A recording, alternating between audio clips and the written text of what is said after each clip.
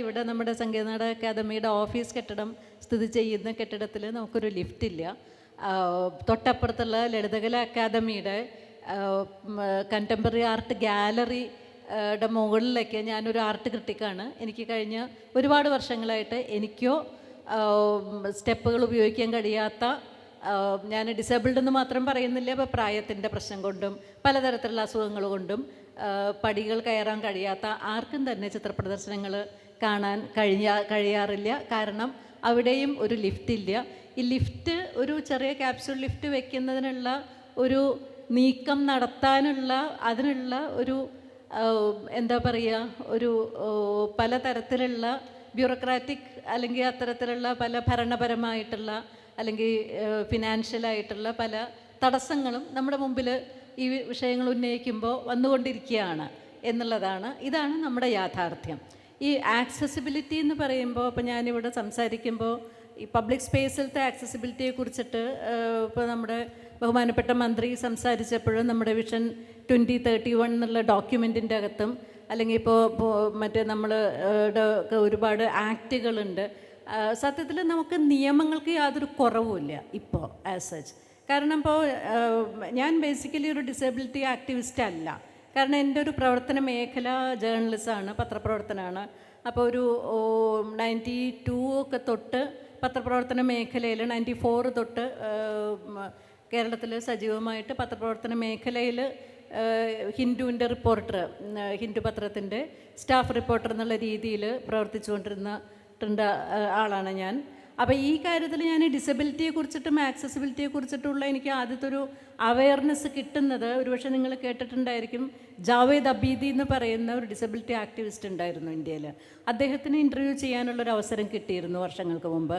അപ്പോൾ അദ്ദേഹവുമായിട്ടുള്ള ഒരു ഇൻറ്ററാക്ഷനിൽ നിന്നാണ് ഈ ഡിസബിലിറ്റി എന്ന് പറയുന്നത് എത്ര, അല്ലെങ്കിൽ അതിൻ്റെ ഒരു ആക്സസിബിലിറ്റി എത്ര പ്രധാനപ്പെട്ടൊരു വിഷയമാണ്. കാരണം വിമാനത്താവളങ്ങളിൽ എയിൽ ചെയർ എന്ന് പറയുന്ന തരം പ്രത്യേക വീൽ ചെയർ നടപ്പിലാക്കാൻ വേണ്ടിയിട്ട് ഒരു തവണ ഇന്ത്യൻ എയർലൈൻസ് ഫ്ലൈറ്റ് വൈകിപ്പിച്ച് സമരം ചെയ്ത ആളാണ് ജാവേദ് അബീദി. അപ്പോൾ ഇപ്പം നമ്മൾ വിമാനത്താവളത്തിൽ പോകുന്ന സമയത്ത് വിമാനത്തിൻ്റെ ഉള്ളിലേക്ക് കൊണ്ടുപോകാൻ പറ്റുന്ന തരത്തിലുള്ള ഏറ്റവും വീതി കുറഞ്ഞ എയിൽ ചെയറുകൾ അത് ലഭ്യമാവാനുള്ള കാരണം, ഇന്ത്യയിൽ അത് വരാനുള്ള കാരണം ഇദ്ദേഹമായിരുന്നു, ജാവേദ് അബീദി ആയിരുന്നു. അപ്പോൾ ഈ ആക്സസിബിലിറ്റിയെ കുറിച്ചിട്ട് ഇപ്പോൾ നമ്മൾ പറയുമ്പോൾ നമുക്ക് ധാരാളമുണ്ട്. പക്ഷേ നേരത്തെ നമ്മൾ പറഞ്ഞതുപോലെ നിയമങ്ങളുടെ ഒപ്പം തന്നെ അവയർനെസ് എന്ന് പറയുന്ന ഒരു ഫാക്ടർ കൂടി വളരെ പ്രധാനപ്പെട്ടതാണ്. കാരണം ഈ ഇപ്പോൾ ടെക്നിക്കലി ഇപ്പോൾ നമ്മൾ ഈ പറയുന്ന നിയമപരമായിട്ടുള്ള പ്രൊവിഷൻസ്, ഈ ആക്സസ് ഉണ്ടാക്കുക എന്ന് പറയുന്ന പ്രൊവിഷൻസ് ഉണ്ടാക്കുന്ന കാര്യത്തിൽ നമ്മൾ വളരെ സമർത്ഥരാണ്.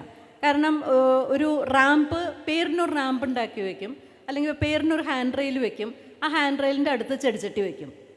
പിന്നെ ഹാൻഡ് റെയിലിൻ്റെ ഉപയോഗം നമുക്ക് ഇല്ലാതായി കഴിഞ്ഞല്ലോ. ഇവിടെ റീജിയണൽ തിയേറ്ററിൻ്റെ മുമ്പിൽ തന്നെ നമുക്ക് കാണാം, അവിടെ ഹാൻഡ് റെയിലുണ്ട്. മിക്കവാറും എല്ലാ പരിപാടിക്കും ഡെക്കറേഷൻ്റെ ഭാഗമായിട്ട് ആ ഹാൻഡ് റെയിലിൻ്റെയോട് ചേർന്ന് ചെടിച്ചട്ടികൾ വയ്ക്കും. അതുപോലെ നേരത്തെ നമ്മുടെ ഇവിടെ സംസാരിച്ച പലരും സൂചിപ്പിച്ച ഒരു കാര്യം എന്ന് പറയുന്നത് ഒരു യൂണിവേഴ്സൽ ആക്സസിബിലിറ്റി എന്ന് പറയുന്നത്. ഈ യൂണിവേഴ്സൽ ആക്സസിബിലിറ്റി എന്ന് പറയുമ്പോൾ തന്നെ അതിൻ്റെ അകത്ത് ഒരുപാട് തരത്തിലുള്ള എന്താ പറയുക, അതിനകത്തുള്ള വളരെ ഇതായിട്ടുള്ള ഡെസിഗ്നേഷനുകളുണ്ട്. കാരണം ഇപ്പം റാമ്പ് എന്ന് പറയുന്നത് എല്ലാവർക്കും ആക്സസിബിൾ അല്ല. എനിക്ക് റാമ്പ് ഉപയോഗിക്കാൻ കഴിയില്ല. കാരണം ഞാൻ വാക്കർ, ട്രൈപോഡ് കെയിൻ ഉപയോഗിക്കുന്ന ആളാണ്. ട്രൈപോഡ് കെയിൻ ഉപയോഗിക്കുന്ന ആൾക്ക് റാമ്പിൻ്റെ ചെരിഞ്ഞ പ്രതലത്തിൽ കൂടി നടക്കാൻ പറ്റില്ല. മാത്രമല്ല എൻ്റെ കാലിൻ്റെ ആംഗിള് ചെരിഞ്ഞ പ്രതലത്തിൽ ചവിട്ടാൻ പറ്റില്ല, ഉറപ്പിക്കാൻ പറ്റില്ല. അപ്പം ഇത്തരത്തിലുള്ള വളരെ വ്യത്യസ്തമായിട്ടുള്ള പലതരത്തിലുള്ള ഫിസിക്കൽ ഡിസബിലിറ്റികളും ഓരോ വ്യക്തികൾക്കും ഉണ്ട്. അപ്പം ഇത്തരം ഫാക്ടറുകളെ കുറിച്ചിട്ടുള്ള അവയർനെസ് എന്ന് പറയുന്നതാണ് നമുക്ക് ഇതിൻ്റെ ഒപ്പം ഉണ്ടാക്കേണ്ടത്. ആ അവയർനെസ് ക്രിയേറ്റ് ചെയ്യുക എന്ന് പറയുന്നത്, അത് നേരത്തെ പറഞ്ഞതുപോലെ നമ്മൾ എഡ്യൂക്കേഷണൽ സിസ്റ്റത്തിൽ നിന്ന് തന്നെ തുടങ്ങേണ്ടതാണ്. സ്കൂളുകളിലും കോളേജുകളിലും. അതിൽ ഏറ്റവും പ്രധാനപ്പെട്ടൊരു കാര്യം എനിക്ക് എപ്പോഴും തോന്നാറുള്ളത്, disability is normal. Being disabled is normal. അതാണ് നമ്മൾ മനസ്സിലാക്കേണ്ടത്. It's not abnormal, it's normal. ഏത് മനുഷ്യനും അടുത്ത നിമിഷത്തിൽ ഡിസേബിൾഡ് ആവാം, അത്രയേ ഉള്ളൂ. Anyone can become disabled. അല്ലെങ്കിൽ നിങ്ങളുടെ കുടുംബത്തിൽ ഡിസേബിൾഡ് ആയിട്ടുള്ള ഒരാളുണ്ടാവാം. അപ്പം നമ്മൾ ജീവിതത്തിൻ്റെ ഏത് ഘട്ടത്തിലും ഏത് തരത്തിലുള്ള ശാരീരികാവസ്ഥയെയും എങ്ങനെ ഹാൻഡിൽ ചെയ്യണം, എങ്ങനെ നേരിടണം എന്നുള്ളതിനെ കുറിച്ചിട്ടുള്ള അവയർനെസ് സമൂഹത്തിൽ കുട്ടികൾക്ക് സ്കൂളിൽ പഠിക്കുമ്പോൾ തൊട്ട് നമ്മൾ ഉണ്ടാക്കി കൊടുക്കണം. അത് അവനവന് നേരിട്ടാലും അതിൻ്റെ ചുറ്റുമുള്ള ആൾക്കാരിലും. ഒരു കാര്യത്തിൽ എനിക്ക് പറയാനുള്ളത് എന്താണെന്ന് വെച്ചാൽ, നമ്മുടെ ഒരു സൊസൈറ്റി, പ്രത്യേകിച്ച് ഏഷ്യൻ സൊസൈറ്റികൾ യൂറോപ്യൻ സൊസൈറ്റിയേക്കാൾ കൂടുതൽ നമുക്ക് ഇൻബിൽട്ടായിട്ടുള്ള ഒരു എമ്പതി എന്ന് പറയുന്നൊരു സംഭവമുണ്ട്. അത് ഞാൻ യൂറോപ്പിലും പുറത്തും യാത്ര ചെയ്തിട്ടുണ്ട്, ഇന്ത്യയിലും യാത്ര ചെയ്തിട്ടുണ്ട്. പക്ഷേ ഇപ്പോൾ യൂറോപ്പിൽ നമുക്കറിയാം, ഇപ്പോൾ അവർക്ക് പണം കൂടുതലുണ്ട്, അതിനനുസരിച്ചിട്ടുള്ള ടെക്നിക്കൽ ഫെസിലിറ്റീസ് ഉണ്ട്. പക്ഷേ അവിടെ ഇല്ലാത്തത് സപ്പോർട്ടിങ് മെൻറ്റാലിറ്റിയാണ്. കാരണം നിങ്ങൾക്ക് വേണ്ട ഫെസിലിറ്റിക്കൊക്കെ ഉണ്ടാക്കും, ബട്ട് യു ആർ ഓൺ. നിങ്ങൾ തന്നെ എന്താ വെച്ചാൽ ചെയ്തോളൂ, ഒരു മനുഷ്യൻ നിങ്ങൾ തിരിഞ്ഞു നോക്കില്ല, ആരും സഹായിക്കില്ല.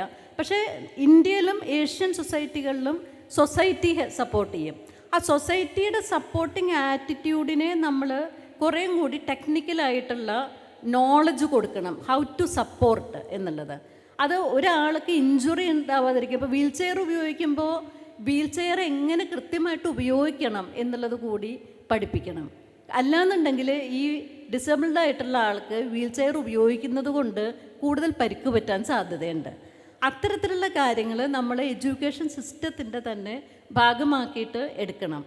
ഇതാണ് ഞാൻ പറയാൻ ഉദ്ദേശിച്ച് വന്നിട്ടുള്ള കാര്യങ്ങൾ. അവയർനെസ് ഉണ്ടാക്കുക എന്ന് പറയുന്നതും ഈ ആക്സസിബിലിറ്റി എന്ന് പറയുന്നത് നെയിം സേക്കിനല്ലാതെ എങ്ങനെ അത് പ്രായോഗികമായിട്ട്, ഇപ്പോൾ എല്ലാ ഹോട്ടലുകളിലും ഒരു ഡിസേബിൾഡ് റൂം വേണം, ഡിസേബിൾഡ് പേഴ്സൺസിന് ഫ്രണ്ട്ലി ആയിട്ടുള്ള റൂം വേണമെന്ന് പ്രൊവിഷൻ ഉണ്ട്. പക്ഷേ എല്ലാ ഹോട്ടലുകളിലും ഇത് പ്ലാനിലുണ്ടായിരിക്കും. അവസാനം ഇത് എന്തെങ്കിലും മറ്റേ ഗ്യാസ് സിലിണ്ടർ ഡംപ് ചെയ്യാനുള്ള മുറിയോ അല്ലെങ്കിൽ മറ്റേ ഒടിഞ്ഞ കസേര തള്ളാനുള്ള മുറിയോ ആയിട്ട് മാറും. അത് അല്ലാത്ത വളരെ അപൂർവ സ്ഥലങ്ങളിൽ മാത്രമാണ് ആ രീതിയിലുള്ള ഒരു റൂം കണ്ടിട്ടുള്ളത് ഇതിൽ. അപ്പം ഇതേപോലെയുള്ള ഫെസിലിറ്റികൾ, ഇത് ഞാൻ ആദ്യമായിട്ട് അങ്ങനെ റൂം ഉണ്ടെന്ന് അറിയുന്നത് ഹോങ്കോങ്ങിൽ പോയപ്പോഴാണ്. അവിടുത്തെ ഒരു ഹോട്ടലിൽ വെച്ചിട്ടാണ്. സ്ലൈഡിങ് ഡോറും മറ്റേ ഉയരം കുറഞ്ഞിട്ടുള്ള ഇതുകളും ഷവറിൽ മറ്റേ സീറ്റും മറ്റേ ഹാൻഡിൽ ബാറുകളും ഒക്കെ അറേഞ്ച് ചെയ്തിട്ടുള്ള ബാത്റൂമുള്ള, സ്ലിപ്പറി അല്ലാത്ത മറ്റേ തറയുള്ള തരം ബാത്റൂം. അപ്പം ഇത്തരം ഫെസിലിറ്റികൾ ആവശ്യമാണ്. അത് പബ്ലിക് സ്പേസിൽ ഇപ്പോൾ ഒരു പബ്ലിക് ബാത്റൂം ഉണ്ടാക്കുമ്പോൾ അതിൻ്റെ അകത്ത് ഹാൻഡിൽ ബാറുകൾ വെക്കുക എന്ന് പറയുന്നത് ഒരു നോമാക്കണം. അതെല്ലാവർക്കും ഉപകാരപ്രദമാവുന്ന കാര്യമാണ്, ഡിസേബിൾഡ് ആയിട്ടുള്ളവർക്ക് മാത്രമല്ല എന്നുള്ളതാണ്.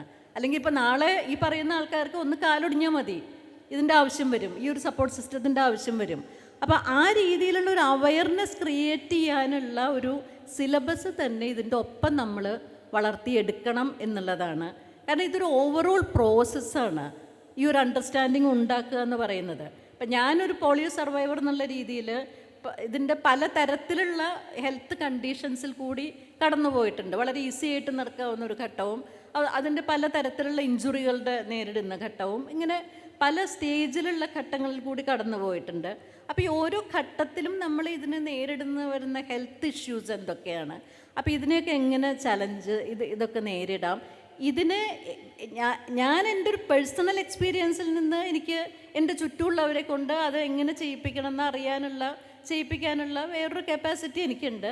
പക്ഷേ ഇത് നമ്മൾ സൊസൈറ്റിയിൽ തന്നെ ഉണ്ടാക്കി കൊടുക്കാനുള്ളൊരു സംവിധാനം കൂടി ആണ് നമ്മൾ പ്ലാൻ ചെയ്യേണ്ടത്. ഞാൻ ഇതിനെക്കുറിച്ചിട്ടുള്ള വിശദമായിട്ടുള്ളൊരു ഡോക്യുമെൻ്റ് ഞാൻ പിന്നീട് പ്രിപ്പയർ ചെയ്യുന്നുണ്ട്. ഇപ്പോൾ കൂടുതൽ സമയം എടുക്കുന്നില്ല. അതൊരു റിട്ടൺ ഡോക്യുമെൻ്റായിട്ട് പിന്നീട് ഞാൻ ഹാൻഡ് ഓവർ ചെയ്യാവുന്നതാണ്.